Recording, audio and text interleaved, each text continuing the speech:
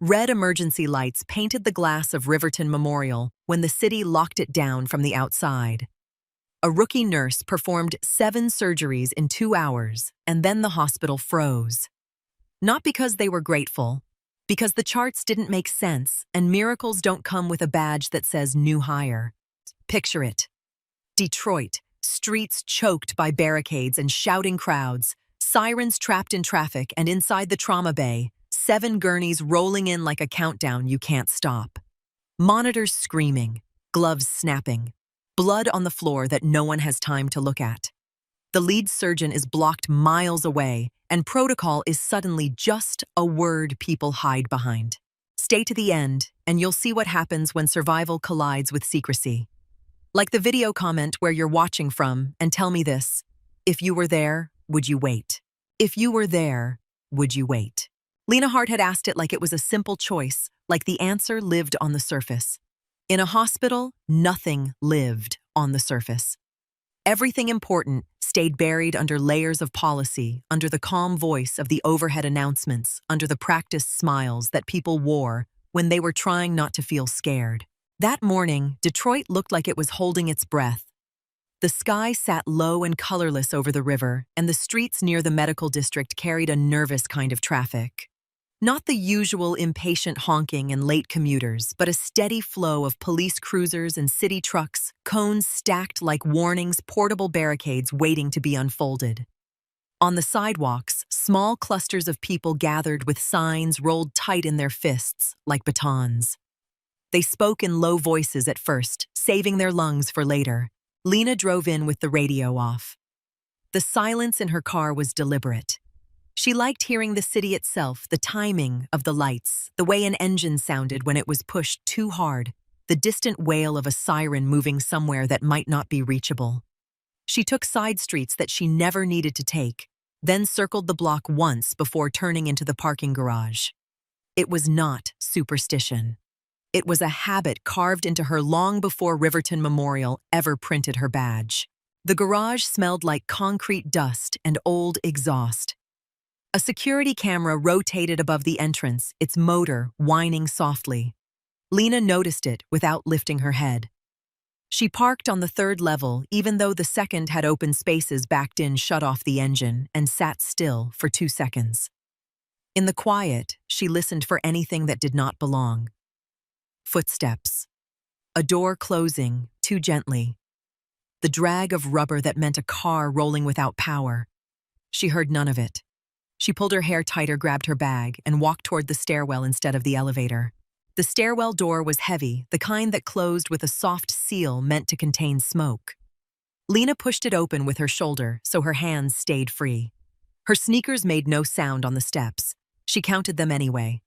On the landing, the smell changed. Cleaner. Bleach. The hospital's breath. Riverton Memorial stood at the edge of downtown like a bright machine. Glass and steel, the lobby always too cold, the lights always too clean. People like to think hospitals were sanctuaries. Lena had learned in other places that hospitals were targets, magnets for grief and anger and desperation. A place that could be both salvation and trap, depending on what the city decided outside its doors. In the lobby, a volunteer with a cheerful face handed out visitor stickers. A little boy clutched a stuffed animal and stared at the fish tank like the fish were the only thing in the world that made sense. A man in work boots argued with the front desk about a bill. A woman in a coat, too thin for January, held a phone to her ear and cried without making noise. Lena walked through all of it like she was passing through weather. At the employee entrance, her badge beeped green. The guard behind the desk nodded at her eyes, already back on his screen. "Morning, Hart." "Morning." He did not ask questions. The best guards never did. They watched. They listened. They remembered. Down the hall, the smell of coffee fought with antiseptic. The hospital moved into day shift with the slow churn of a ship turning. Stretchers squeaked. Call lights chimed. Someone laughed too loud and then stopped like they realized where they were. Lena reached the locker room, opened her assigned slot, and changed without wasting motion. Around her, other nurses talked in overlapping fragments. "They're closing Jefferson again." Not just Jefferson. I heard they're blocking Woodward too. My sister's downtown says cops are already lining up. It's going to be a mess. Lena did not join in. She folded her street clothes into a tight square and set them down. Her scrubs were the same navy as everyone else's. That was the point. Blend in. Do the work. Leave. She clipped on her badge. Rookie status, 2 months on staff, still new enough that people's eyes slid past her when they were scanning a room for leadership. On her way to the floor, she stopped by the supply closet. The door stuck on the frame. Someone had slammed it too hard the day before. Lena adjusted the latch with 2 careful movements, fixed it without leaving a mark, and stepped inside. The shelves were stocked the way administration liked them to look, neat and labeled, but Lena's hands went where her eyes were not. She checked tourniquets. She checked pressure dressings. She checked the seal on trauma kits. She checked the oxygen tubing for cracks and ran her thumb along the plastic with a familiarity that did not belong to a floor assignment. Then she placed everything back exactly as it had been, like she had never touched it. At the nurse station, Tanya Brooks was already there, hair pulled back tight, clipboard in hand, eyes sharp. Tanya ran a floor the way a field commander ran a unit. She knew where every gap was before it opened. Tanya looked up and pinned Lena with a stare that could cut through excuses. Heart. Yes. You're on med-surg today. 3rd floor. 2 discharges expected. 1 new admit pending. Lena nodded. No trauma bay, Tanya added, like she was handing out protection. Understood. Tanya watched her for a half-beat longer than necessary, like she was trying to read something off Lena's face. You settling in? Yes. Tanya snorted. Don't sound so sure. This place eats people who pretend they're fine. I'm fine, Lena said, and the words came out neutral, not defensive. Tanya leaned closer, lowering her voice. Downtown's heating up. If they lock roads, we're going to feel it. Don't get cute today. Don't play hero. Lena met her eyes. I won't, she said, and it was true in a way Tanya could not measure. On the 3rd floor, the day began the way it always did, with small emergencies and private battles. A man in room 312 refused his insulin because he hated needles. A woman in 318 kept apologizing for needing help getting to the bathroom, like she was ashamed of her body failing her.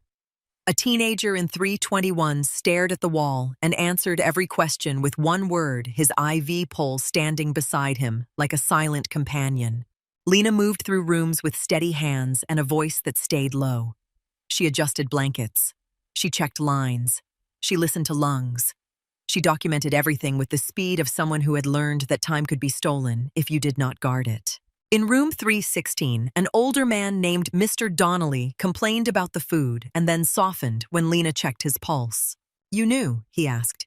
Relatively. He stared at her badge like it was a map. 2 months, he read aloud. You look tired for 2 months. Lena's mouth barely moved. Long days. He chuckled, then winced and held his ribs. You got soft hands, nurse. My last one had hands like sandpaper. Lena adjusted his pillow, careful not to jostle him. Your ribs are healing. Pain's normal. You say it like you're sure. I'm sure, Lena said. He studied her for a moment, then looked away. You got family. Lena checked the monitor eyes on the numbers. Not here. He nodded like he understood something he did not name. Detroit'll do that to you. People come in and disappear. Lena did not answer. She finished her assessment, made sure his call light was within reach, and walked out. At the station, Evan Pike leaned against the counter, tapping his pen like he was playing drums to his own anxiety. Evan was a resident with a sharp jaw and a sharper mouth. He liked to fill silence with confidence. Hey, he said as Lena passed. They got you on the floor again. You ever going to see the real action down in trauma? Lena paused, not because she needed to, but because ignoring people sometimes made them louder. This is real action, she said and kept walking. Evan laughed. You know what I mean? Trauma bay. Or stuff that matters.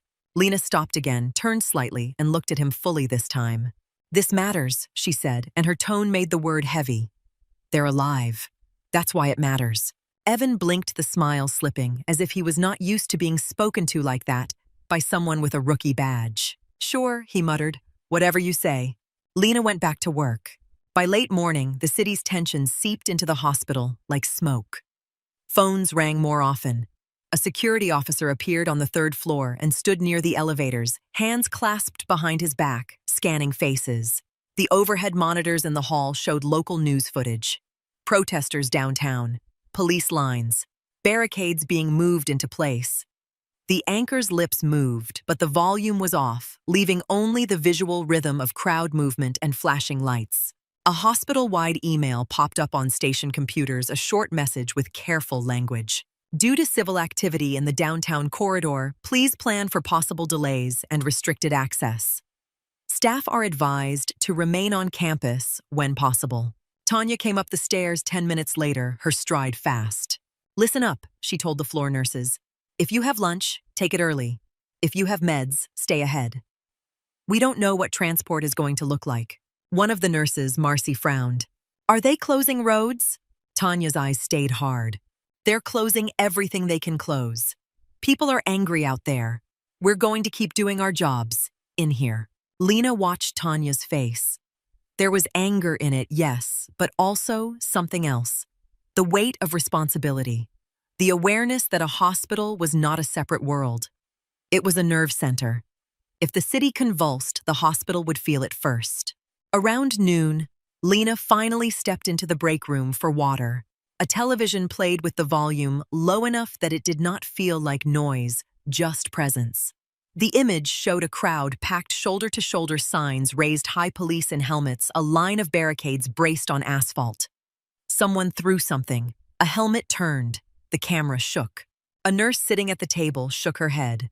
This is going to spill over, she said. Lena filled a paper cup and drank. The water tasted like the building. On the screen, a reporter spoke into the camera with the kind of calm that made Lena's skin tighten. Reporters loved the moment before a disaster. They could smell it. Lena set the cup down and walked back to the floor. In the hallway, a transport tech pushed an empty gurney toward the elevator. The wheels squealed. The tech muttered under his breath and kicked the frame. Lena reached out, stopped the gurney with 2 fingers, then crouched and examined the front wheel. A strand of hair had wrapped around the axle. She pulled it free, spun the wheel, and the squeal stopped. The tech stared at her. How'd you do that so fast? Lena stood. It was just hair. He shook his head. I've been fighting that thing for a week. Lena nodded once and walked away. She did not tell him that gurney wheels mattered. A squeal slowed movement. A slow movement stole seconds. Seconds cost lives. She kept those thoughts to herself. At 12:47, her phone buzzed with a text from an unknown number. No name attached, just a sequence. Lena looked at it without changing expression. Stay off main roads today. She did not respond. She deleted the message. Then she checked the hallway without making it obvious that she was checking. Staff moved as usual. Visitors drifted. A doctor argued with a pharmacist on speakerphone. Nothing looked different. Lena's pulse stayed steady anyway, like her body had learned not to waste energy on surprise. In the early afternoon, Dr. Mason Rourke appeared on the 3rd floor. He did not belong there. He belonged in trauma, in ORs, in rooms where blood hit the floor and decisions were made at knife-edge speed. Seeing him on med-surg meant either he was lost or the hospital was shifting in ways that would not be announced over the PA. Rourke strode toward the station, a tablet in hand, his coat half-buttoned. His eyes swept the hall like he was assessing a battlefield. Tanya met him before he reached the counter. Doctor. Rourke did not slow. Traffic's getting worse, he said, as if Tanya was responsible for the roads. I've got 3 scheduled cases and a trauma consult waiting. Tanya held his gaze. You want to take that up with the city? Go ahead. They're blocking Jefferson. Rourke's jaw tightened. They can protest all they want. People still bleed. Tanya's voice dropped the tone of someone who had seen too many bleeding people. Then maybe the city should stop making it hard for ambulances to move. Rourke stared at her for a beat, then shook his head like he could not afford the argument. Get me updates. If we go into lockdown, I need to know before I'm on the wrong side of a barricade. Tanya nodded. You'll know. Rourke turned and saw Lena standing near the medication cart. Her rookie badge caught the light. His eyes flicked over it and moved on, dismissing her in the same motion that most people did. Lena did not react. Her face stayed neutral, but her fingers tightened on the cart handle for a moment before she forced them to relax. Rourke left the floor, his pace unbroken. Evan Pike watched him go like he was watching a celebrity. God, Evan said quietly, mostly to himself. That man is a machine. Lena pushed the medication cart forward and spoke without looking at Evan. Machines break, she said. Evan scoffed. Rourke doesn't. Lena glanced at him just once. Everybody does, she said. And then she walked into the next room. The afternoon dragged the way afternoons always did when a storm was coming. Not fast, not slow, but waited. Call lights chimed. A patient's family argued softly in the hall. Someone asked for ice chips and then refused them when they arrived. Lena checked vitals, answered questions, and kept her voice low. In room 321, the teenager finally spoke more than one word. You ever been scared? He asked suddenly, eyes fixed on the ceiling. Lena adjusted the IV drip. Everyone gets scared. He swallowed. Not like this. Lena paused. She studied the boy's face. He was trying to look tough and failing. What are you scared of? She asked. He hesitated. Being stuck, he said. Being helpless. Lena looked at his hands. They were clenched around the blanket. You're not helpless, she said. You're healing. He turned his head toward her. That's not the same. Lena's gaze softened slightly, a shift so small most people would miss it. No, she agreed, it's not the same. She finished adjusting the drip and stepped back. Focus on what you can do, she told him. Breathe. Ask for help when you need it. Take the next hour, not the next year. He stared at her like she had just spoken a language he almost understood. You talk like you know, he said. Lena's expression stayed controlled. I know enough, she replied and left him with that. At 3:05, security officers moved into the halls in greater numbers. Not aggressive, not panicked, just present. Their radios murmured. Their eyes tracked the elevators, the stairwells, the main doors. Visitors noticed and lowered their voices. Tanya's voice came through the overhead paging system, calm but firm. Attention staff. Please ensure all external doors remain secured. Do not prop open entrances. Report any concerns to security immediately. Lena heard it and felt the tightness in her chest that came when buildings began to change their behavior. A hospital locking itself down was like an animal bristling. It meant something outside was close enough to bite. She stepped into the supply room again without being asked. Not because she was nervous, but because she liked to make sure there were options. She checked the crash cart seal on her floor, confirmed it was intact, then checked the backup. She confirmed suction canisters were stocked. She looked at oxygen tanks and measured with her eyes what would last and what would not. Marcy wandered in and raised an eyebrow.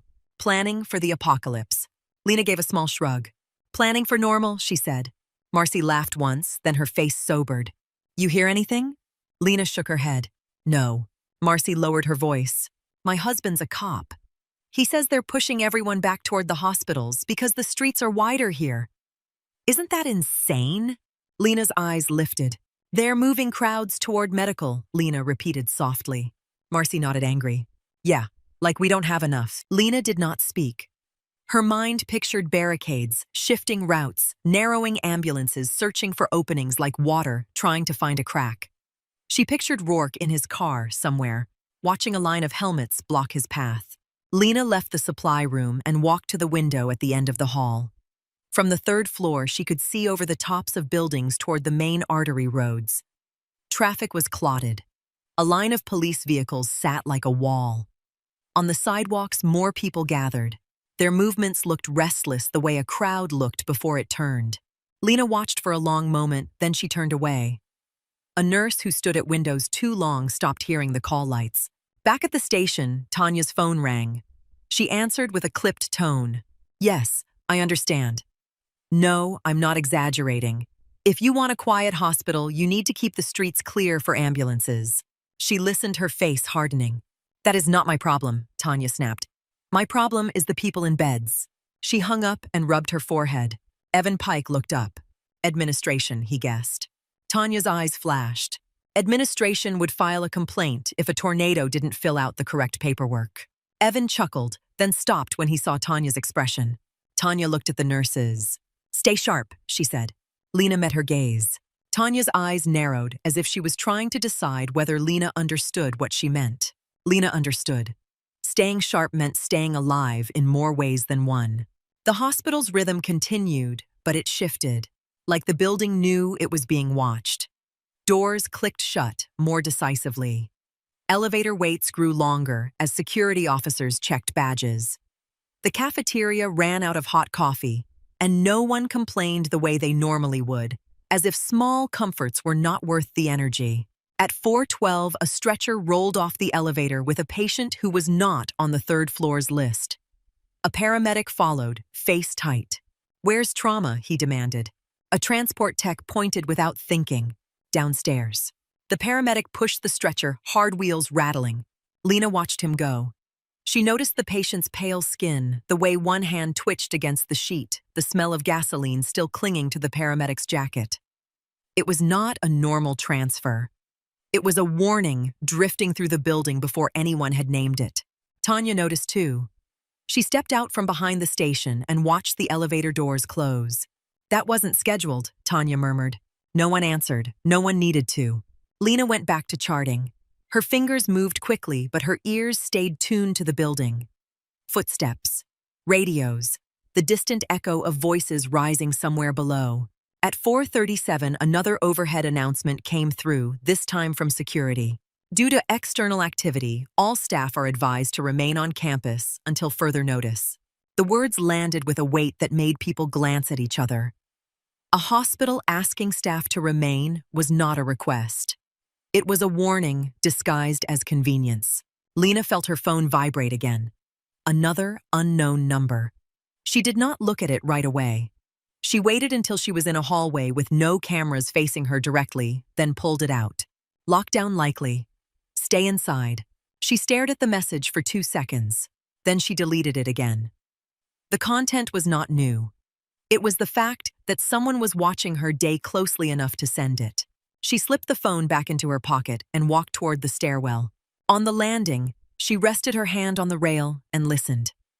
The hospital below sounded louder than it had earlier, the muted roar of a building gearing up.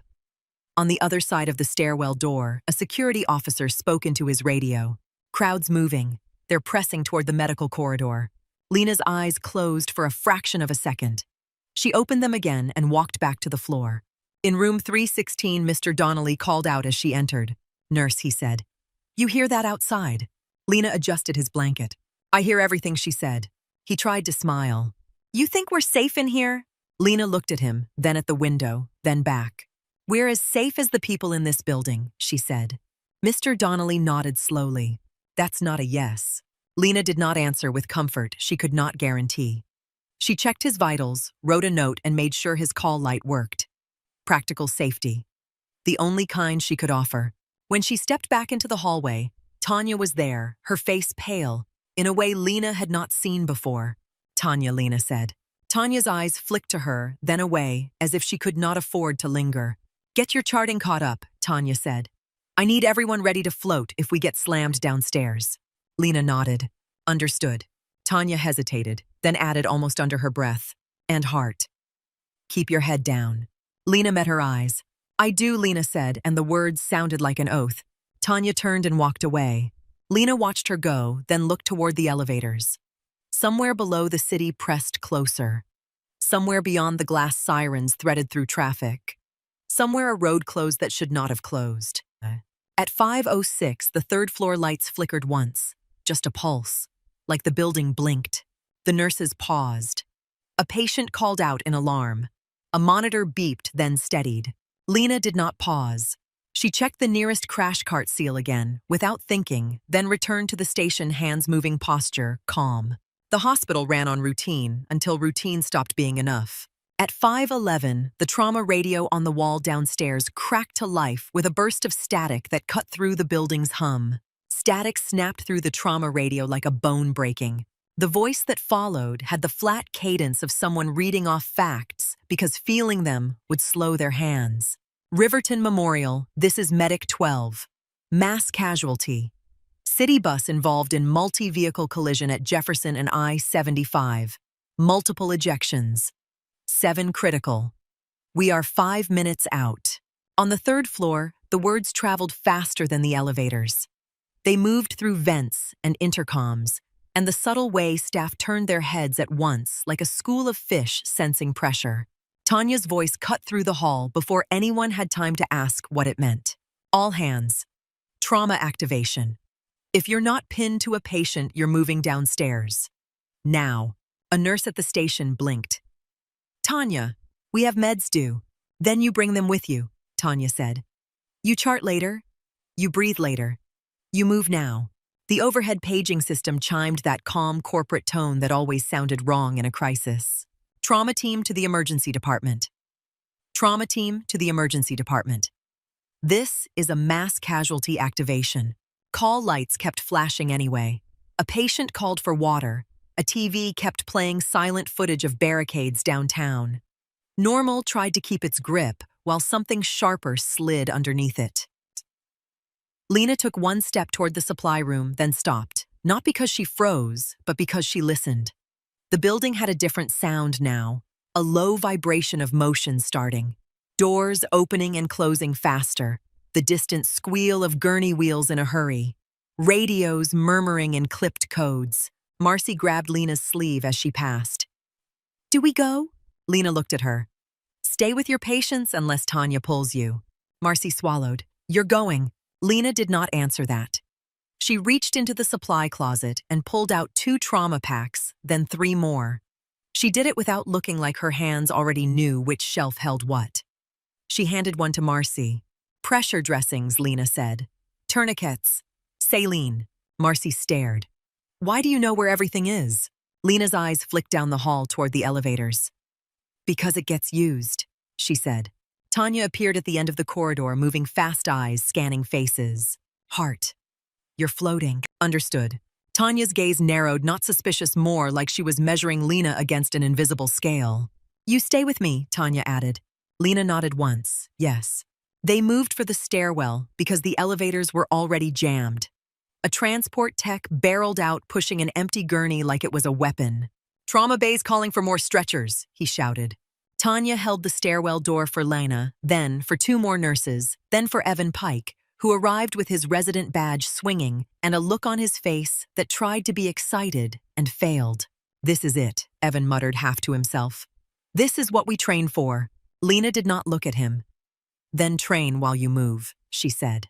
The stairwell swallowed them into echoing concrete. Footsteps pounded breath loud in the narrow space. Lena took the steps 2 at a time without making noise. She kept her hands free. She kept her eyes forward. On the landing between floors, a security officer stood with his radio pressed tight to his cheek. Crowd push the perimeter, he said into the mic. Police are holding. Main entrance is going to lock. Tanya stopped at the sound of that. Lock the main entrance now, she said. The officer's eyes flicked up. Ma'am, now, Tanya repeated. Not after the first ambulance gets blocked. He hesitated only long enough to obey. The radio clicked. A response came back in the voice of someone trying to sound calm. Copy. Initiating level black. Sealing external iron doors. They hit the ground floor and the hospital felt like a different organism. The emergency department was already swelling with motion. Staff moved in quick arcs, not walking so much as cutting paths through space. The air was colder here, the smell sharper antiseptic mixed with something metallic that never belonged in a place people pretended was clean. A wall screen near the nurses' station showed a live traffic map. Red lines across the city. A thick knot of red around Jefferson. A blinking icon near the hospital that labeled the protest zone, as if anger could be contained by a box on a screen. Administrators in business clothes stood too close together, watching the map like it might change if they stared hard enough. One of them turned when Tanya approached. His badge said operations, his eyes said sleep deprivation. We have 7 inbound, Tanya said. Where is the lead surgeon? The man's mouth tightened. Dr. Rourke is attempting to reach the hospital. Attempting, Tanya repeated. We have barricades, he said.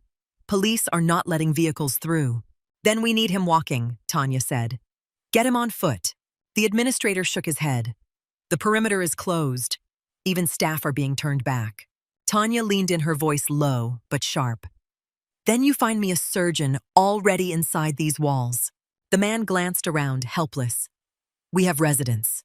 Evan heard that and straightened like he was about to volunteer for a medal. Tanya looked at him, and the look alone made Evan's spine soften. I said, Surgeon Tanya said. Lena watched the interaction without expression. Her eyes moved to the trauma bay doors, then to the OR board mounted above the charge station. It was still blue, for the moment, still orderly, still pretending. A nurse ran past them carrying a stack of red and yellow triage tags. Another pushed a cart loaded with sterile packs. Blood bank staff moved through the hall with a cooler, faces tight. In the trauma bay, Dr. Arjun Mehta stood near anesthesia carts, tying his mask strings with brisk, irritated movements. You're calling MCI and you still can't give me a surgeon, he said to no one in particular. Tanya stepped into the bay. Mehta. He turned. Brooks. She did not waste time. Rourke is stuck outside. Mehta's eyebrows lifted slightly. Of course he is. Do we have anyone credentialed in-house? Tanya asked. Mehta's eyes flicked around counting bodies. We have a neurosurgeon upstairs who refuses to touch anything below the clavicle. We have an ortho on call who is not answering. We have residents. None of that helps, Tanya said. Mehta glanced at Lena. Who is that? A floor nurse, Tanya said.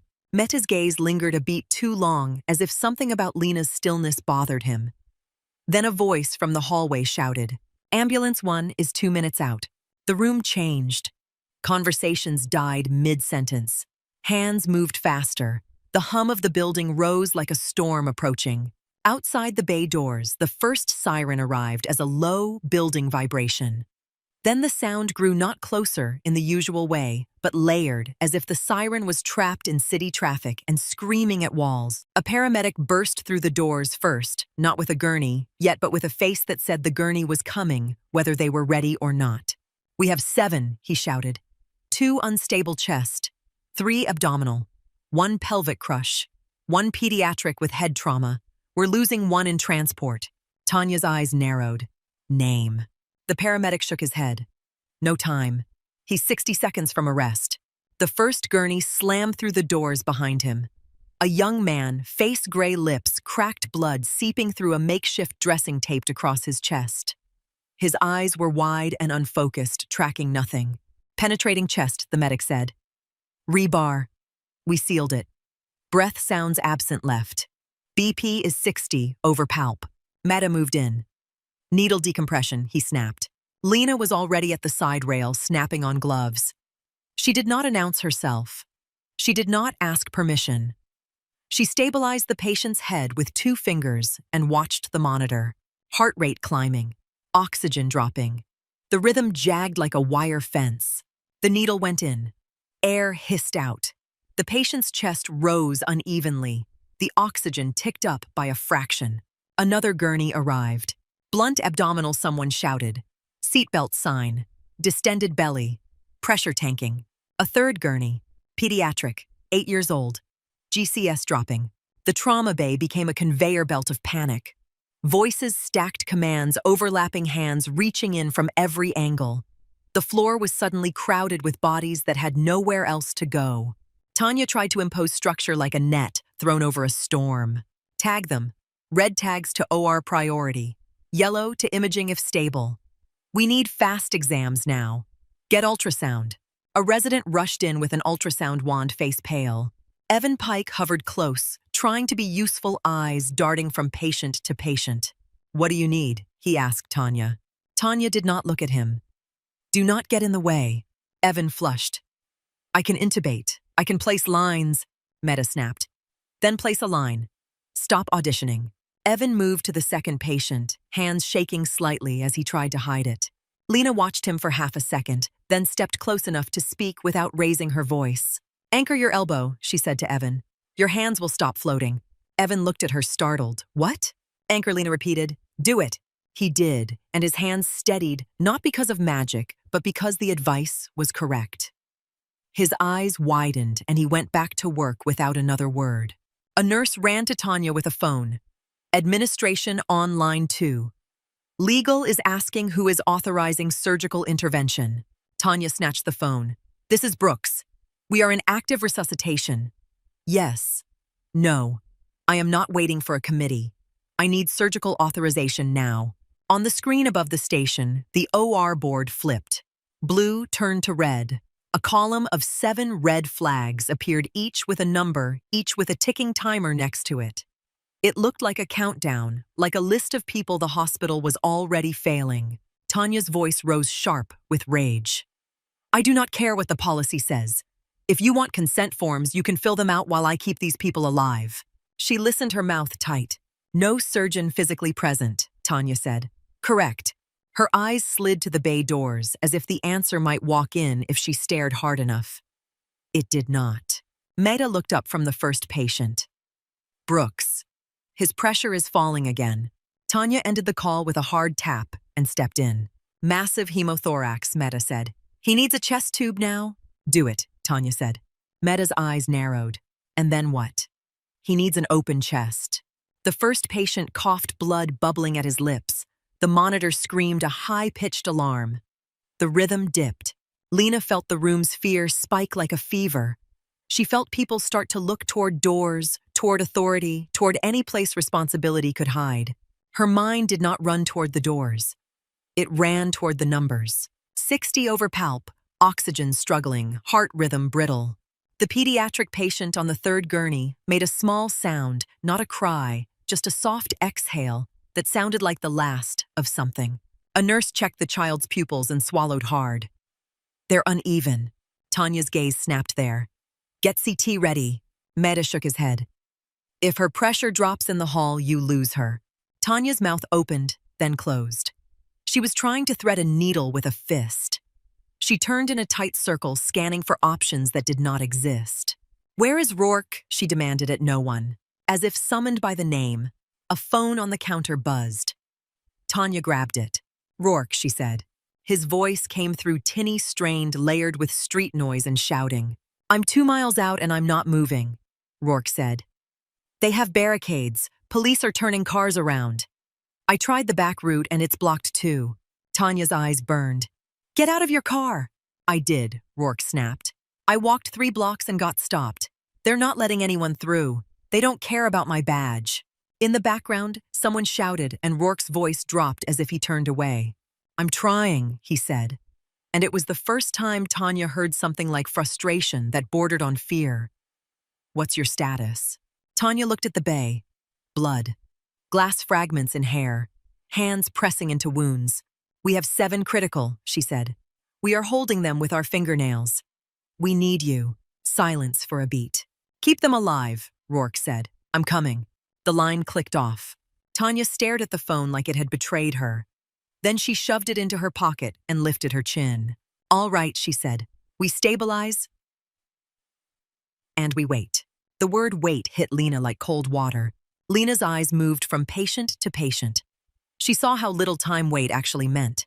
She saw the numbers slipping. She saw the first patient's oxygen falling again. She saw the second patient's abdomen distend further, the skin tight and shiny. She saw the pelvic crush patient moan, then go still. She saw the pediatric patient's chest rise shallowly, like breathing was an effort being negotiated. A resident called out, "We need blood." Massive transfusion protocol. Blood bank staff rushed in with coolers. Red bags of life. A nurse hung the first unit. The line flushed. The patient's arm trembled. Pressure is 40, Meta warned. Tanya's jaw clenched. Start compressions if he drops. Meta looked at her with disbelief. He doesn't need compressions. He needs his chest opened, Tanya hissed. I know. She looked around again, searching for a surgeon in the faces that met her. Residents, nurses, techs, people with skill, but not that skill. Not the kind that could cut into a chest and know what to do inside it. Then Lena stepped forward. Not dramatically, not with a speech. She stepped into the narrow pocket of space next to Tanya as if she belonged there. We need OR3, Lena said. Tanya turned on her. Lena, not now. Now, Lena said, voice steady. He will not survive transport to imaging. He will not survive waiting for Rourke. Tanya's eyes flashed. You are a floor nurse. Lena looked at the first patient. She did not look away from the blood. He's dying, she said. Meta glanced between them. irritation and desperation warring on his face. "Brooks," he said. "He's not wrong about dying." Tanya's gaze snapped to Meta. She repeated. Then she understood. She looked back at Lena, confusion tightening her features. Lena did not correct her. She did not soften the moment. She simply repeated quieter, or 3. A monitor alarm screamed. The first patient's rhythm dropped into a slow, ugly crawl. The line on the screen flattened for half a second. "Pulse," a nurse shouted. No one answered fast enough. "Starting compressions," someone called, and hands pressed into the patient's chest. The room moved in a surge of instinct. The hospital did what it always did when the rules got too heavy to carry. It chose the thing that felt like action. Lena moved with it. She reached for a gown, pulled it on, tied it without looking. Her hands were calm, her breathing controlled. She looked at Tanya. "Call," or Lena said, "Tell them to prep." Tanya's mouth opened. "Lena." Lena's eyes did not flicker. "Do it," she said. The tone was not a request. It was not arrogance. It was the voice of someone who had stood in rooms where hesitation meant a body bag. Tanya's face hardened. She grabbed the phone at the wall and spoke in rapid fire. Or control. "This is Brooks." Or 3 now. "Trauma case. Unstable chest. Prep instruments. Full setup." A voice on the other end protested. Tanya cut them off. "Now," Tanya said, and hung up. Meta stared at Lena, something like suspicion sharpening his features. "Who are you?" he demanded. Lena did not answer him. She looked at the patient, then at the compressions being delivered with frantic force. "Stop compressions," Lena said. The nurse doing them froze. "What?" "Stop," Lena repeated. "You're wasting time." Meta's eyes widened. "You can't." Lena leaned close enough that only he could hear her. Her voice dropped even lower, controlled. "If you want him alive, you let me work," she said. "If you want to argue, do it after he has a pulse." Meta held her gaze. Something shifted behind his eyes, like he recognized the tone without knowing where he had heard it before. He stepped aside. "Move," Lena said. 2 nurses grabbed the gurney. A tech cleared a path. Someone opened the trauma bay doors. The corridor beyond was suddenly too narrow, too bright, too clean for what they were pushing through it.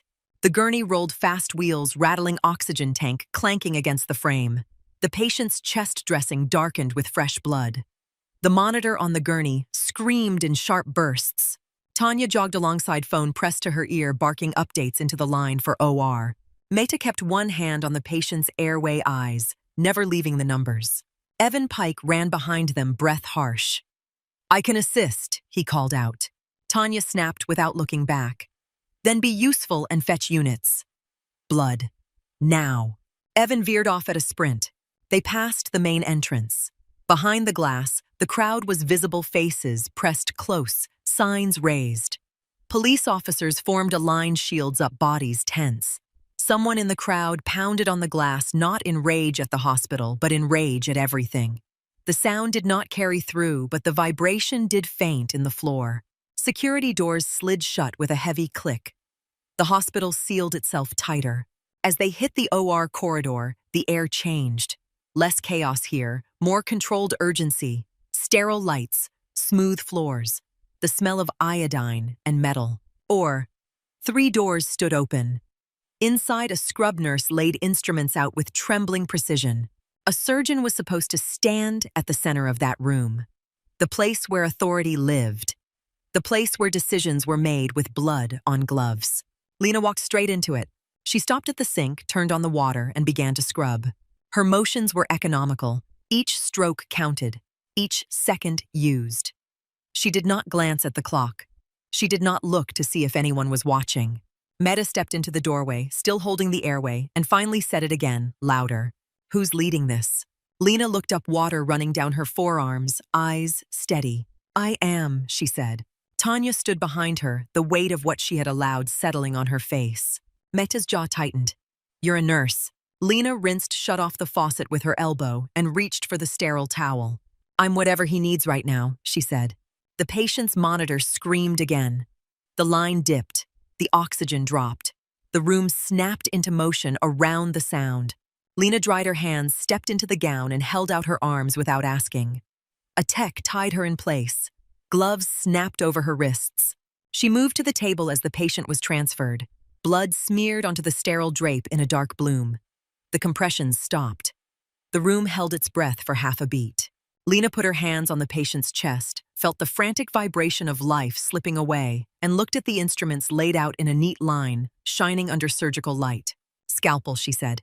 The scrub nurse hesitated, eyes darting to Tanya to Meta to the door, as if Dr. Rourke might appear and save them from this decision. Tanya's voice was tight. "Give it to her." Metal met Lena's palm. She positioned the blade with the calm precision of someone who had done this before, in places where the walls were not clean and the lights were not bright. Then she made the first cut.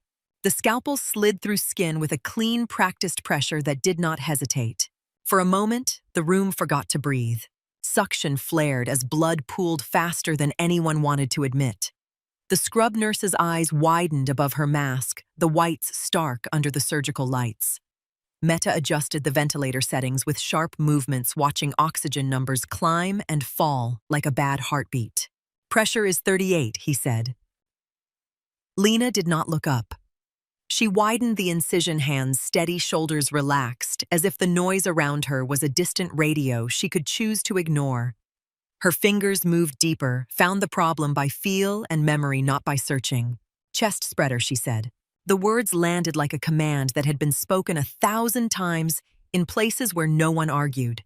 The scrub nurse hesitated again. Tanya's voice snapped, clipped. "Now." Metal clicked into Lena's hands. She said it turned the crank. The ribs parted with a dull, awful sound that made the newest nurse flinch. Lena did not flinch. She leaned in, eyes narrowing, scanning the slick anatomy with an eerie calm. Meta's voice turned cautious. "You open a chest in this hospital without a surgeon credentialed and we all burn." Lena's answer was flat. "Then keep him breathing." She reached in, found a ruptured vessel bleeding hard into the cavity. It was not complicated. It was only urgent. She clamped without looking at the clamp. Her hand was already there, already asking for it. "Clamp," she said. It appeared in her palm. A second later, the bleeding slowed, then stopped. The suction noise changed pitch, less frantic. The monitor's scream softened into a regular beep. The scrub nurse whispered, almost involuntary. "How did you see that?" Lena's voice was low. "I felt it." Meta stared at the numbers, then at Lena's hands. The patient's pressure crawled up, not good, but alive. It was the difference between a chart closing and a family arriving to bad news. "Blood," Lena said. "Keep it running, warm it." Meta nodded, and his nod looked like surrender. Tanya stood near the door, as if guarding the room from questions that would try to enter. Her gaze flicked to the wall clock. Seconds ticked with a cruelty that never stopped. Lena worked fast without looking fast. She packed, sutured, reinforced. Her hands moved like they had a map under the skin, like she knew which shortcuts were safe and which would kill. When she finished, she stepped back half a pace. "Close," she said. "Transfer to recovery. Now." The scrub nurse blinked. "That's it." Lena glanced at her, and the look was not unkind. It was simply focused. "That's enough to keep him alive," she said. The doors opened. The gurney rolled out. A trail of red droplets followed the wheels like punctuation marks. In the hallway, the noise of the trauma bay pressed back in, louder than the OR had been. 6 more red flags waited on the board. Tanya moved beside Lena, voice tight. "Tell me what you are doing." Lena peeled off one glove, then the other. Her hands were smeared red, but her fingers did not tremble. "I'm stopping them from dying," she said. "That's not what I meant." Lena looked at the OR board. Her gaze flicked, calculating. "You have 2 abdominal bleeds that will crash in minutes," she said. "You have 1 pelvic crush that needs stabilization and blood. You have a child with head trauma that cannot wait for a scan if her pressure drops." Tanya stared. "How do you know that?" Lena's eyes stayed on the board. "Because the bay is loud," she said, and she started walking. They moved down the OR corridor at a jog. Staff parted for Tanya, then slowed when they realized Lena was at the front. People noticed that. They noticed it the way animals noticed a new alpha in a space. In OR2, a young woman lay on the table, abdomen, already distended, skin mottled. A resident hovered with hands up, frozen in that place between training and terror. "She's bleeding out," the resident said. Fast was positive. We need a surgeon. Lena walked straight to the sink and scrubbed without wasting time. You have one, she said. The resident blinked. Who? Lena did not answer that. She stepped into gown and gloves, then moved to the table. Meta followed, switching rooms with a speed that suggested his own instinct had overridden his doubt. His eyes were narrower now, his voice lower. Tell me your plan, he said. Lena did not look at him.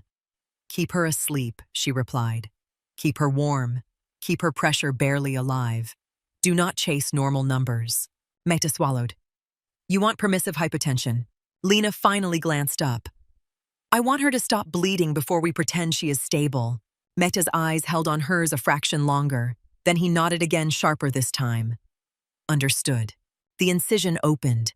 Blood welled up in a dark rush that made the scrub nurse gasp. The room turned colder. The air felt tight, as if the ceiling lowered. Suction, Lena said. The suction roared.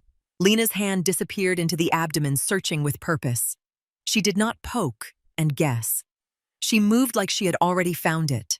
There she sat and clamped. The bleeding did not stop at once. It fought her. Lena adjusted, shifted the angle, applied pressure with the heel of her palm, and the flow slowed. The resident whispered, "What is that technique?" Lena answered without looking. Pressure and patience.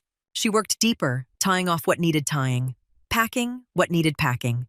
She called for sponges, for retractors, for more light. Every request came one beat before someone else realized it was needed. That was what unsettled the staff. It was not just skill, it was anticipation. In the doorway, Evan Pike appeared, holding a cooler of blood units, his eyes wide. I brought O negative, he said. Tanya snapped. Good. Hang it. Then get out of the way. Evan stepped in anyway, drawn like a moth to heat. He watched Lena's hands for too long. Where did you learn that? He muttered, not to anyone specific. Lena's voice cut clean through him. You can watch after she has a pulse worth watching. Evan flushed and moved to the side, suddenly aware of his own uselessness. Minutes passed. The monitor steadied.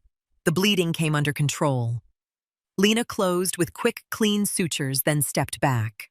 Next, she said. Tanya's head snapped up. You can't keep doing this. Lena's eyes flicked to Tanya. You can stop me, she said, if you want to watch them die.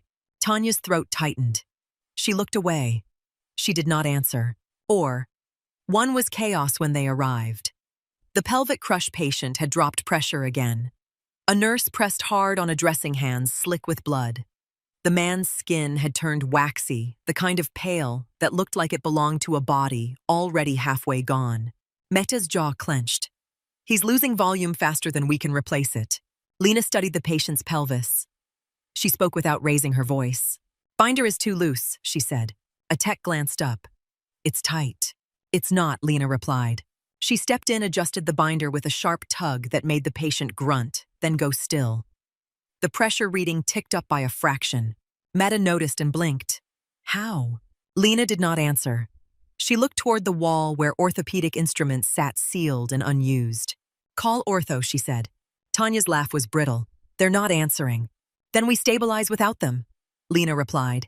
She leaned over the table, checked pulses, checked the abdomen, checked the pattern of bruising. Her mind moved through options like a locked drawer, opening one compartment at a time. Get me external fix, she said. The scrub nurse stared. We don't have a surgeon. Lena's gaze was flat. Get it. Tanya stepped forward. Open the fix tray. Metal clattered. A nurse's hands shook as she unsealed sterile packs. Lena moved in, placed pins with precision. The drill whined. The sound made the room flinch, but Lena's hands did not drift. She anchored, measured, and set the frame. The patient's pressure climbed another step.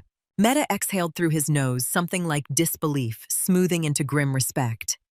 That is not in a civilian nursing skill set. Lena's voice stayed calm. Neither is watching him die, she said.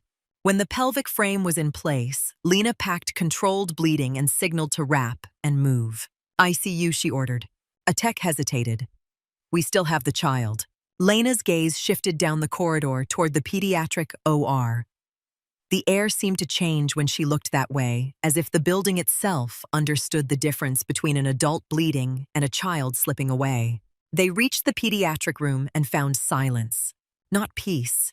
Silence the way a room went silent when everyone was afraid to speak over what they could not fix.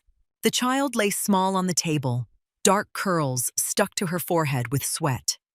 One side of her face was bruised, swollen. A ventilator tube rose and fell in a mechanical rhythm. The monitor beeped too fast, too thin. A pediatric resident stood at the foot of the bed, eyes wet but stubborn. Her GCS dropped in bay. Unequal pupils. "We need CT." Maida's voice was harsh.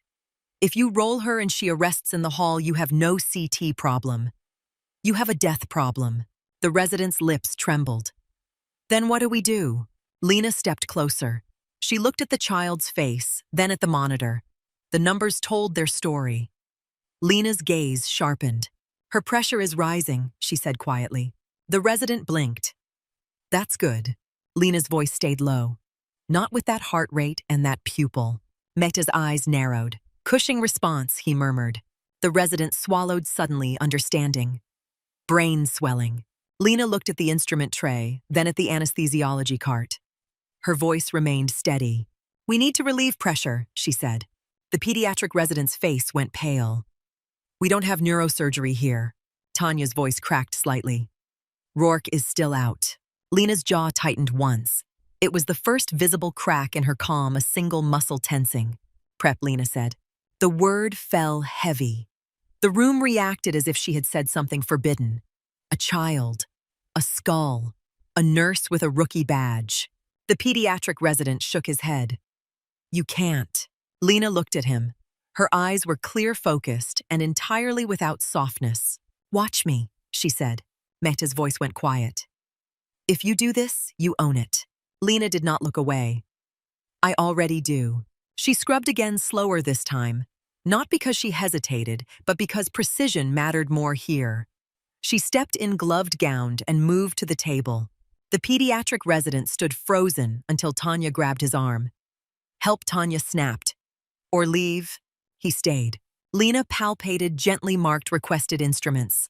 Her hands were careful in a way they had not been in the adult cases. She moved like each millimeter mattered, because it did. Mehta watched her face for any sign of doubt. There was none. The incision was small. The work was fast. Lena did not explain herself. She did not narrate.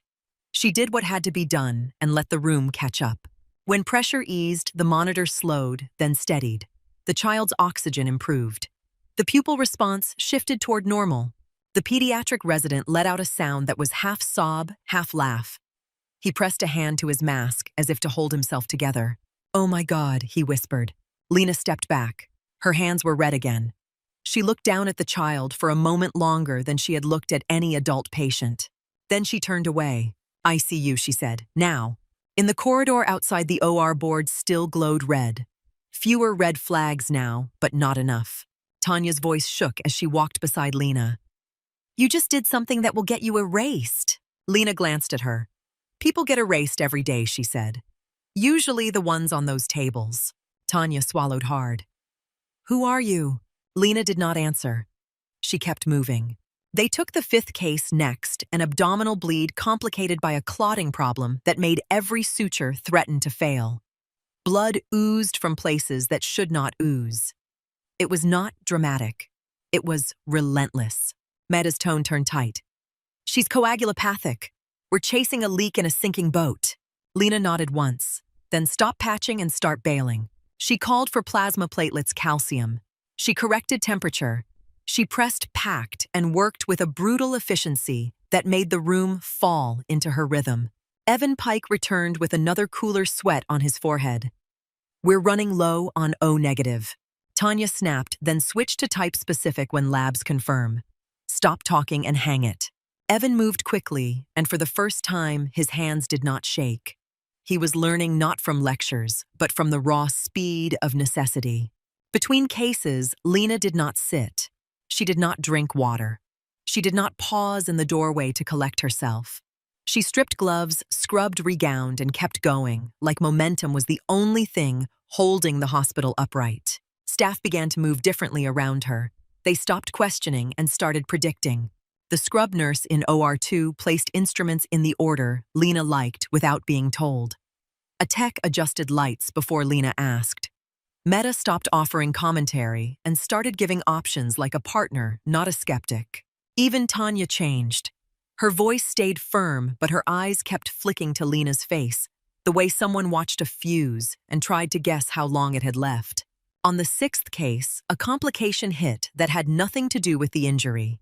A sudden drop in oxygen, a rash spreading across the patient's chest. The ventilator alarm screamed. Anaphylaxis, Meta said immediate. Possible antibiotic reaction. The room surged toward panic again, a familiar cliff edge. Lena lifted a hand palm out. Epi, she said. Meta was already drawing it. Giving. Lena's voice stayed calm. Stop the infusion. Switch antibiotics. Airway check. A nurse stammered. We're losing him. Lena's gaze snapped to the monitor. Not yet, she said. The numbers dipped, then held. The rash stopped spreading. Oxygen climbed slowly like a reluctant tide. Meta looked at Lena, and this time his disbelief looked like something else. Recognition without a source. You've managed this under worse conditions, he said quietly. Lena did not answer. She closed the incision with fast, clean stitches and stepped back. Next, she said. By the seventh case, the staff's energy had a cracked edge. Eyes were red behind masks. Shoulders slumped when they thought no one was watching. The OR lights made sweat glisten on foreheads, then evaporate into the cold air. The last patient was older, heavier, with blunt trauma that hid its danger until the body gave up. His pressure kept lying. It looked stable until it wasn't. His abdomen was tight. His skin was gray. Tanya hovered near the door phone pressed to her ear, listening to someone in administration plead for updates and legal language. Tanya did not have legal language left. Lena opened, found the bleed, controlled it. It was almost routine, which was its own kind of horror. 7 lives reduced to procedures and minutes.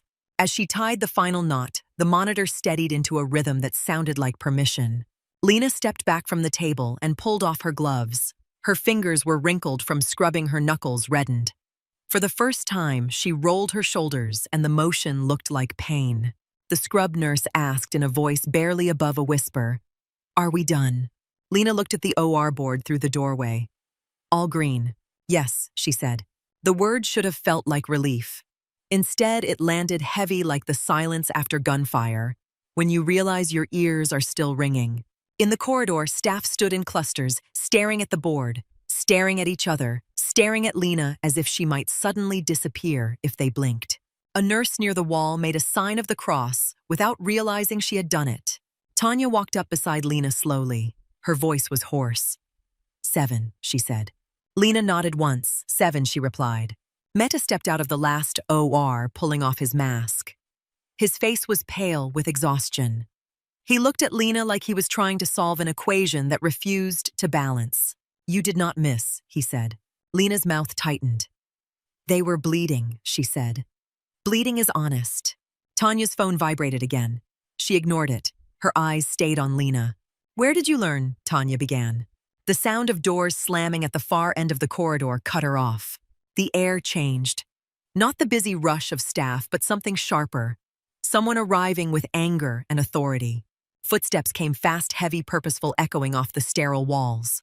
Dr. Mason Rourke appeared at the end of the hallway, coat rumpled hair, disordered eyes blazing as if he had been fighting the city itself and lost. He looked left and right, scanning for disaster. What happened? He demanded, voice loud enough to silence the entire wing. No one answered at first. Then Tanya lifted a trembling hand and pointed at the board. Rourke's gaze snapped to it, green across the line. All stable. All alive.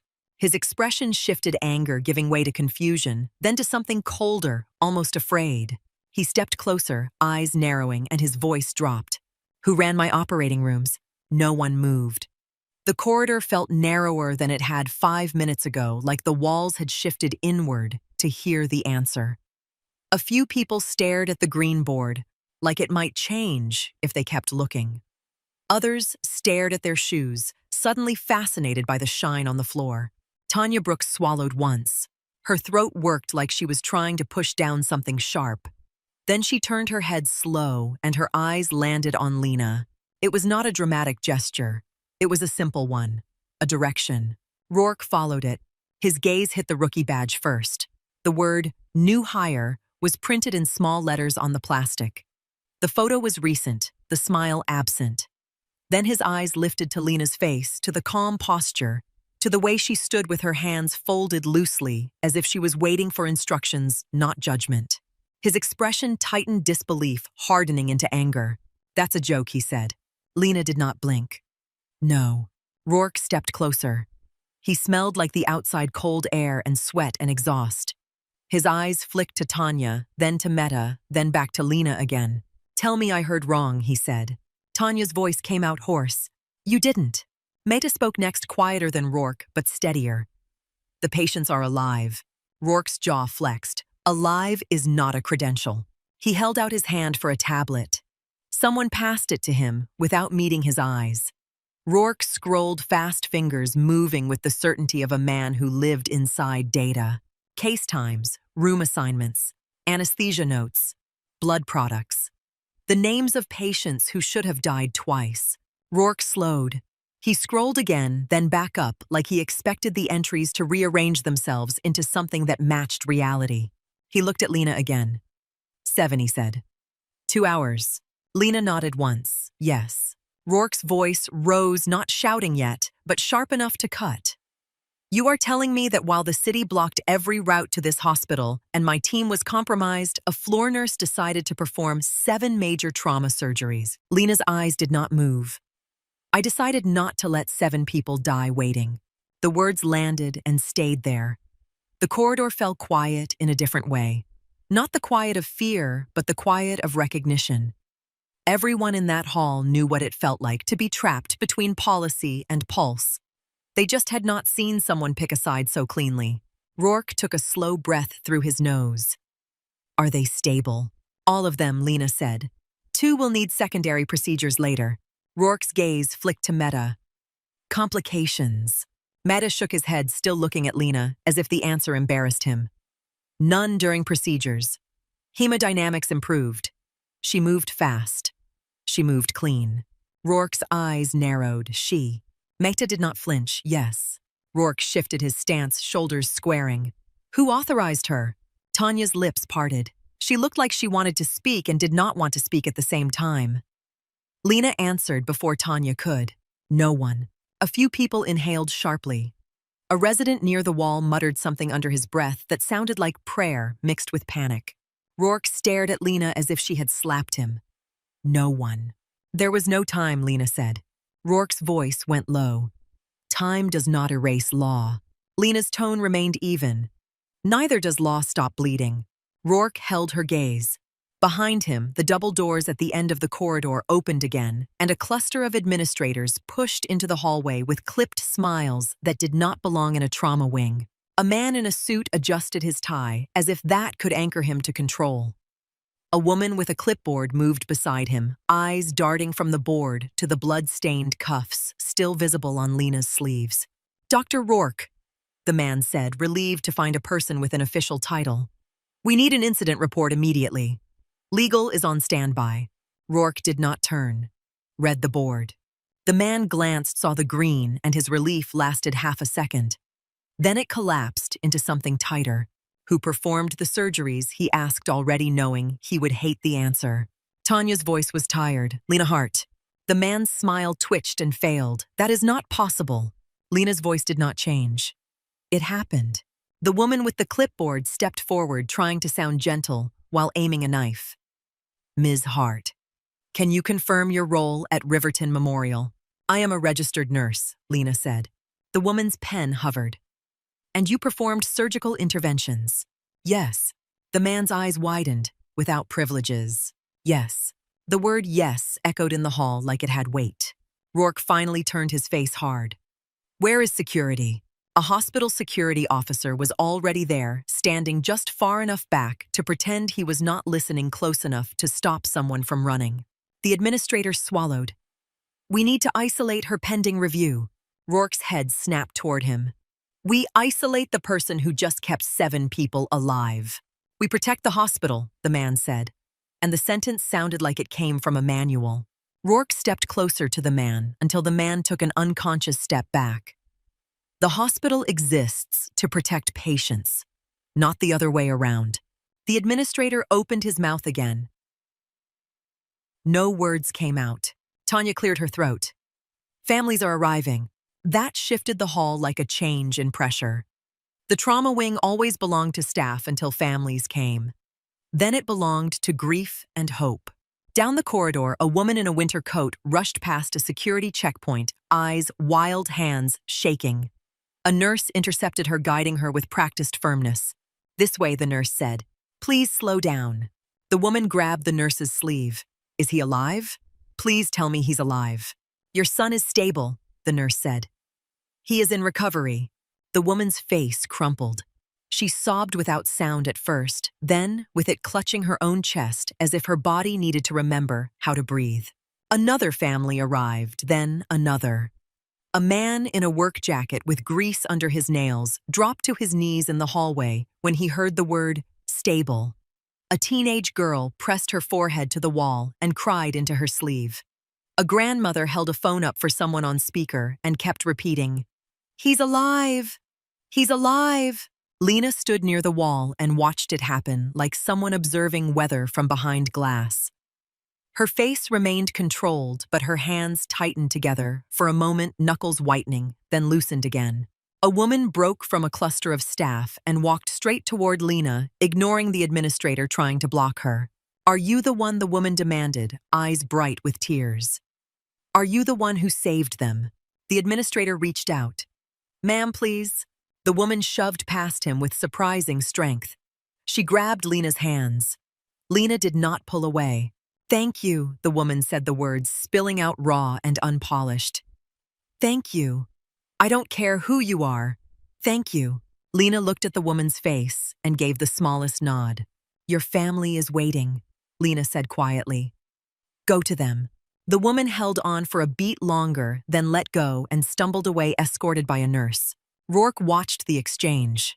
Something in his expression shifted, anger still present, but now complicated by a deeper unease. He looked at the administrators and then back at Lena, and his voice dropped. "Conference room," he said. "Now." The man with the suit bristled. "Doctor, we need to follow protocol." Rourke's eyes cut to him. Protocol did not stop the hemorrhage. "Move."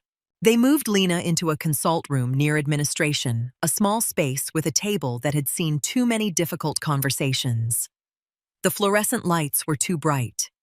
The air felt thin. The administrator and the clipboard woman positioned themselves like anchors, one on each side of the door. Security stood outside, visible through the glass posture, neutral presence, absolute. Rourke stayed inside with Lena. Tanya hovered near the doorway until Rourke shook his head. "Give us a minute," he told her. Tanya hesitated. Her eyes flashed with worry. Then she stepped out and closed the door. Rourke stood across the table from Lena and stared at her as if she was a problem he could solve by force. "You understand what you did," he said. "Yes." "You understand what you put this hospital into?" "Yes." Rourke's hands flexed as if he wanted something to hold. He looked like a man trying not to shout, because shouting would be easier than thinking. "Why," he said finally, and his voice was lower now, closer to human. "Why are you here as a floor nurse?" Lena did not answer at once. She looked at the table, at the faint stains etched into the surface at the places where people had pressed their palms in fear. "Because that was the agreement," she said. Rourke's eyes narrowed. "Agreement with who?" Lena lifted her gaze. "With the only life I thought I was allowed to have." Rourke leaned forward, palms on the table. "That is not an answer." "It is," Lena said, calm. "It's just not a simple one." Rourke held her gaze, then took a slow breath and changed the question. "Where did you learn to operate like that?" Lena's face did not change, but something behind her eyes tightened, a small muscle pulling inward. "I had training," she said. Rourke's mouth twisted. "Training is what we give residents." "That was not resident work." Lena stayed still. Rourke's voice dropped further, off the record. "I need the truth." For the first time since he arrived, the anger in his face softened into something like professional hunger. "The need to understand." Lena's hands rested on the edge of the table. Her fingers were clean now, scrubbed again, but the skin around her nails was raw. "I was trained as a surgeon," she said. Rourke did not move. "Where?" Lena's gaze held steady. "Army." The word did not come with pride. It came like a fact that still carried weight. Rourke's eyebrows lifted slightly. "How long?" 8 years, Lena replied. The consult room felt smaller after that. The hospital outside kept moving, but inside that room, time paused. Rourke's voice turned careful. "Bet." "Yes." Rourke stared at her. "Why are you not practicing?" Lena's jaw tightened once. "Because the unit I served with does not officially exist." Rourke sat down slowly like his legs had decided for him. "That's nonsense." Lena did not argue. "It is how it works." Rourke rubbed a hand over his face. "You were a surgeon in a unit that does not exist, and you came here and became a nurse." "I complied," Lena said. Rourke's eyes sharpened. Complied with what? Lena's expression remained controlled. "With being invisible." A knock at the door interrupted them. It was not gentle. It carried impatience. Rourke opened it and found the clipboard woman and a new face beside her. A woman in a dark coat, hair neatly pulled back, eyes calm in a way that did not belong to hospital staff. She wore no badge. "This is Dr. Naomi Kessler," the clipboard woman said. "She is consulting." Kessler stepped into the room without asking permission, as if the room already belonged to her. Her gaze went straight to Lena. "Lena Hart," Kessler said. Her voice was smooth. "Your name triggered a flag." Rourke frowned. "A flag where?" Kessler did not look at him. "In a system you are not cleared to know exists." Rourke's posture stiffened. "This is my hospital." Kessler's eyes flicked to him briefly, a glance that measured and dismissed in the same motion. "This is a federal concern now." Rourke's jaw tightened. "Federal." Kessler looked back at Lena. "Your surgical techniques match a training profile we do not see outside restricted programs." Lena's expression did not change, but the room cooled. Rourke stepped forward. "She saved 7 lives." Kessler nodded once. "That is precisely the issue." Rourke stared at her. "That makes no sense." Kessler's mouth held the shape of a polite smile, without warmth. "Perfection creates questions. Questions create attention. Attention creates risk." Rourke's voice sharpened. "Risk to who?" Kessler's eyes stayed on Lena, to everyone. She placed a folder on the table and slid it toward Lena. The folder was plain, no hospital logo, no department label. It looked like it had come from a place that did not waste ink. "We will need statements," Kessler said. "We will need verification. For now, you are relieved of clinical duties." Rourke's hand slammed flat on the table. The sound cracked through the room. "You cannot do that," he said. Kessler's gaze finally met his fully. It was calm. It was unbothered. It was the gaze of someone used to making people accept reality. "I can," she replied. "And I am." Rourke's voice dropped dangerous. "This hospital owes her 7 lives." Kessler's expression did not change. "This hospital owes compliance." Lena looked at the folder, then at Kessler. "Are the patients safe?" Kessler's answer came too fast. "Yes." Lena held her gaze, for now. Kessler's eyes narrowed slightly, the first hint of irritation. "For now." Rourke looked between them, trying to catch up to a conversation that had been happening long before he entered it. "What is she?" Rourke demanded. "What are you calling her?" Kessler did not answer at once. She reached into her coat and pulled out a tablet, tapping the screen with a precise finger. Red text scrolled. Flags. Cross-references. Timestamps. "Your name was buried," Kessler said to Lena. "Too well. That is why it triggered secondary verification." Rourke leaned in. "Verification for what?" Kessler's eyes stayed on Lena. "For assets." The words settled in the room like dust. Lena's voice was quiet and flat. "I am not an asset." Kessler's gaze remained calm. "Not anymore. That is part of the problem." Rourke's face tightened. "What problem?" Kessler tapped the tablet again. A still image appeared, grainy but clear enough. A surgical corridor, a masked face. Lena entering an operating room, eyes-focused posture, unmistakable. Rourke's stomach dropped. He recognized the camera angle. Internal security. This footage, Kessler said, has already been copied. Rourke's head snapped up. By who? The hospital did not release it. Kessler looked at him as if he had asked whether water was wet. Not the hospital. Rourke's voice was sharp. Idia. Kessler shook her head once, worse. Lena's eyes hardened a subtle change, but enough to shift the air. Contractors, she said. Kessler's gaze held on her. Yes. Rourke's mouth went dry. Why would private contractors care about a nurse? Kessler's voice stayed smooth. Because she is not a nurse. Not in the way your records claim. Someone out there knows exactly what she is trained to do, and they just learned she is active again. Rourke's hands curled into fists. You are telling me a civilian hospital is now on the radar of private operators because a woman saved lives. Kessler's eyes did not soften. I am telling you, and that visibility has consequences. A faint flicker passed through the ceiling lights. Just a pulse. The kind of electrical tremor that could be dismissed as old wiring. The kind that Lena did not dismiss. Lena stood up slowly, chair legs scraping softly against the floor. I need to see the patients, she said. Kessler's voice sharpened for the first time. You are relieved. Lena's gaze did not move. I need to confirm they are stable. Rourke stepped between them. She is confirming her work. That is standard. Kessler's eyes narrowed. This is not your call. Rourke's voice dropped into something iron. It is while they are under my care. Kessler held his gaze. The room went quiet again, the same heavy quiet from the corridor, but now it carried a different threat. After a beat, Kessler nodded once. 5 minutes. They walked the hall together, Rourke on one side, Kessler on the other, Lena in the middle. Staff watched them pass, eyes following the strange formation. A surgeon, a nurse, a woman with no badge who moved like she owned the building. In the ICU, Lena stopped at each bed. She did not touch much. She observed.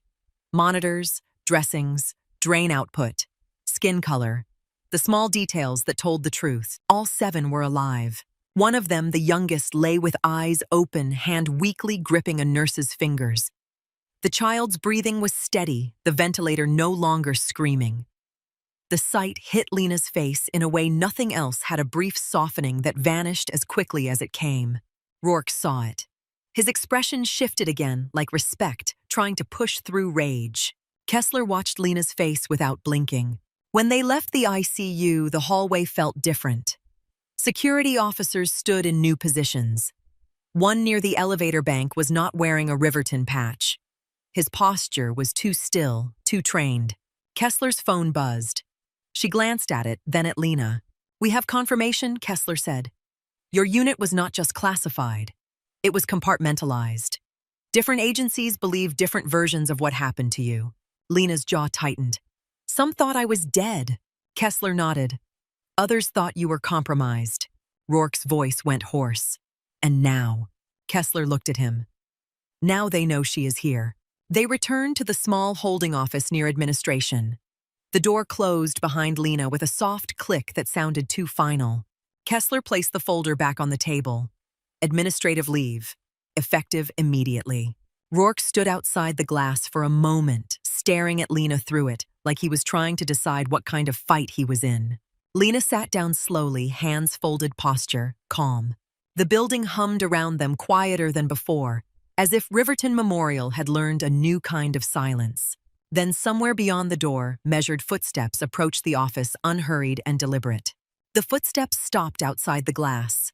No hurried gait, no hospital shuffle, just measured steps that sounded like they belonged to someone who knew exactly where they were going.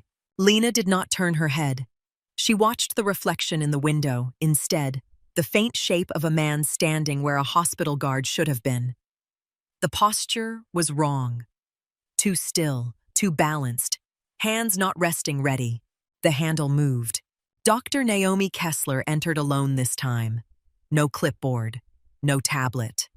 The calm look she wore earlier had been replaced by something tighter, like her mask had shifted from professional to operational. They locked the elevators, she said quietly.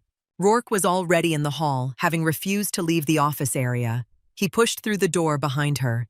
Who locked them? Kessler closed the door with care. Not your people. Lena stood slowly. She did not reach for the folder. She did not ask permission to move. Kessler's eyes went to Lena's hands. Raw skin around the nails. Faint redness at the wrists where gloves had snapped and torn and snapped again. They rerouted cameras on this floor, Kessler continued. Security feeds are blank in certain corridors. Rourke's face tightened. This is a hospital. Kessler did not argue. It is a building with exits.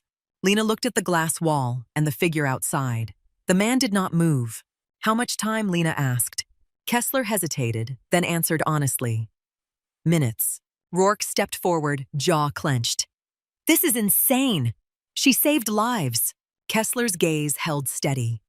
And now she is visible. Lena breathed in once, slow. When she exhaled, the air felt colder in her chest. You came here to detain me, Lena said. Kessler's eyes flickered a brief flash of something human. I came here to choose. Rourke stared at Kessler. Choose what? Kessler's voice dropped. Whether I watch the system do what it always does. Lena tilted her head slightly. Erase. Kessler did not deny it.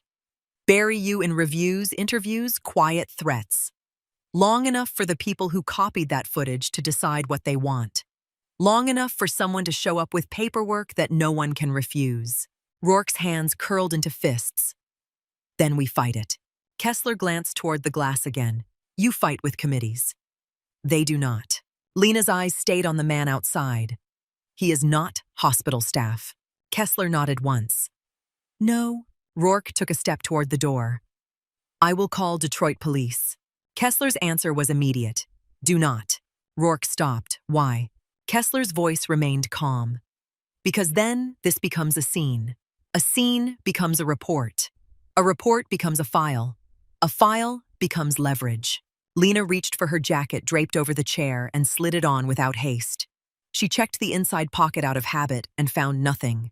No weapon, no tool, just a pen and a folded trauma shears card someone had handed her during orientation. Kessler watched the motion. There is a service corridor behind the ICU.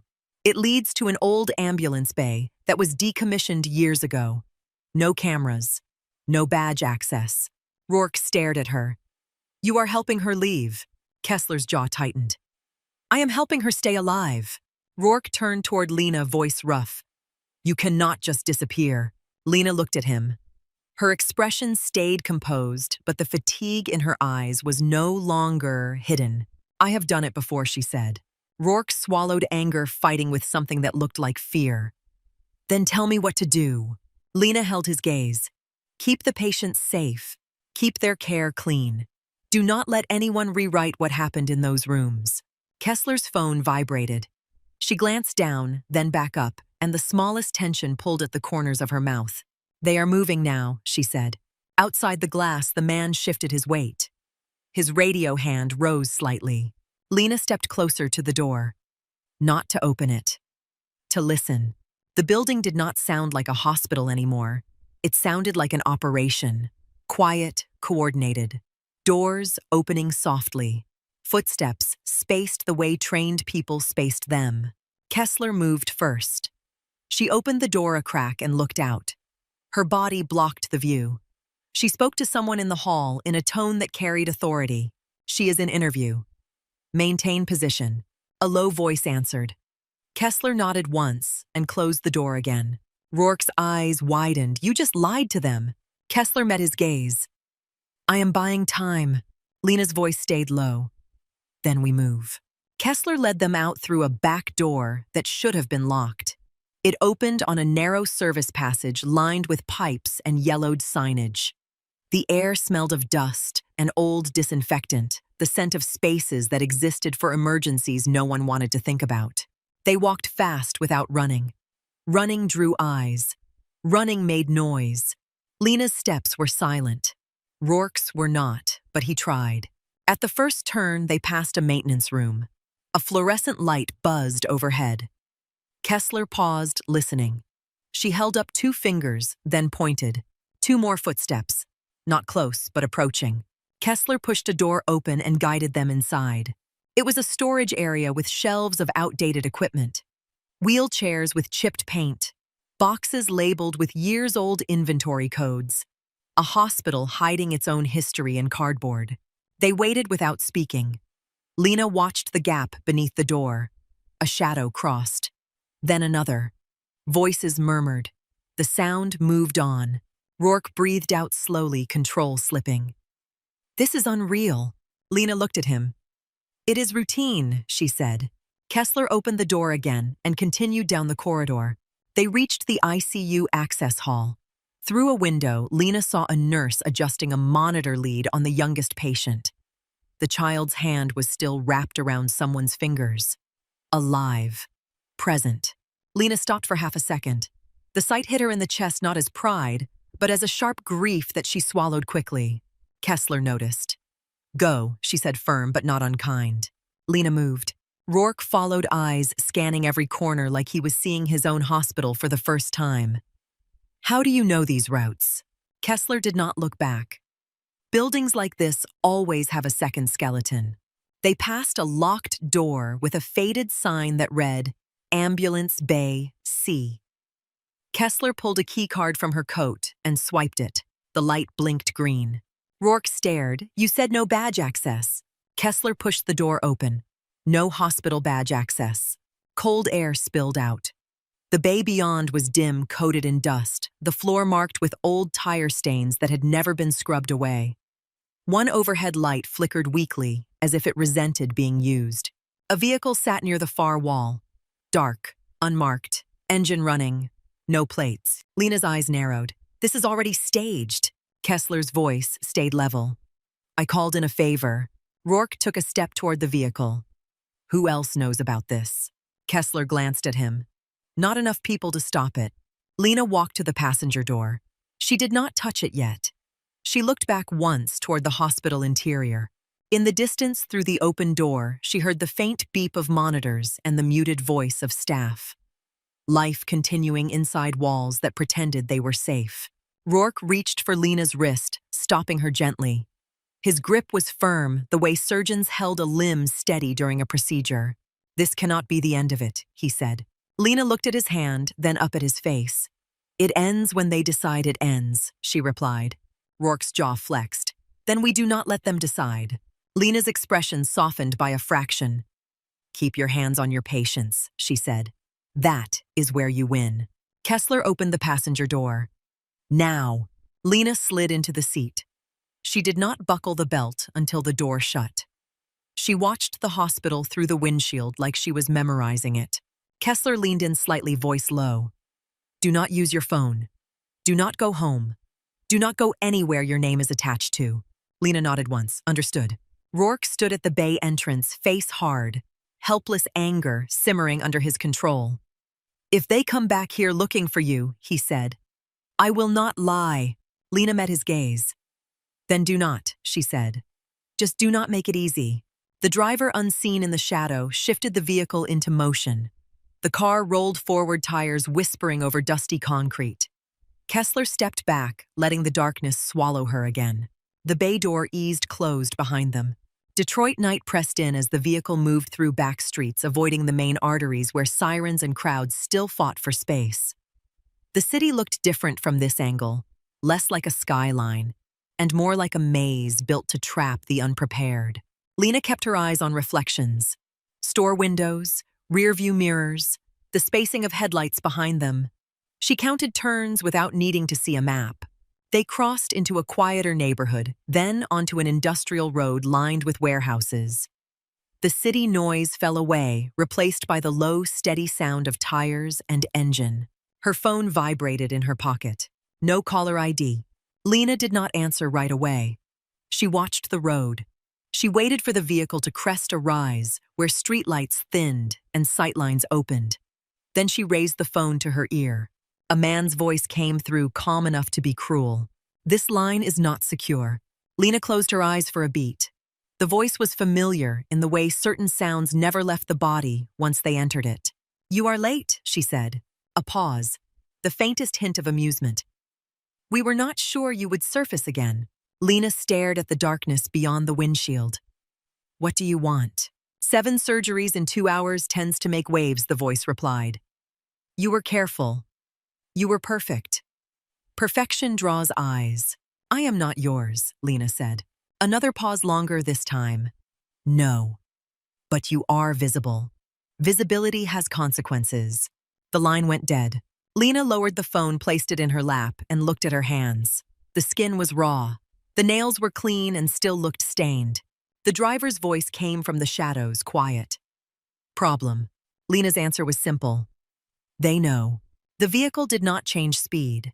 It kept moving steady and controlled like it had been built for this exact moment.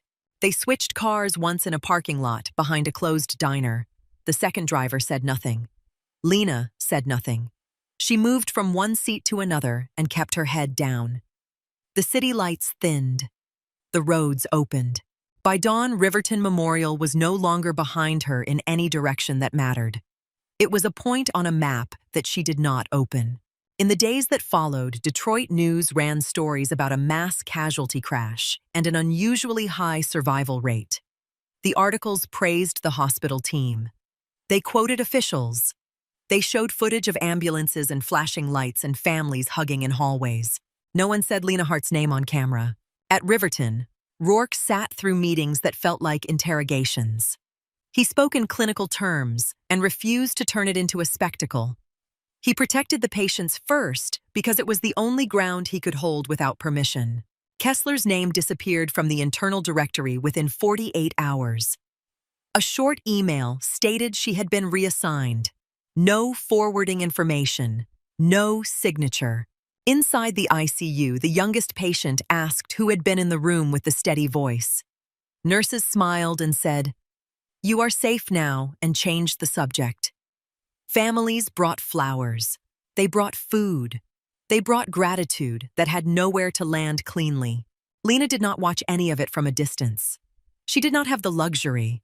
She found work where questions came later or not at all. A storm-torn county clinic where power cut in and out, and people arrived soaked and bleeding. A mobile unit parked behind a school gym where the air smelled like sweat and disinfectant and fear.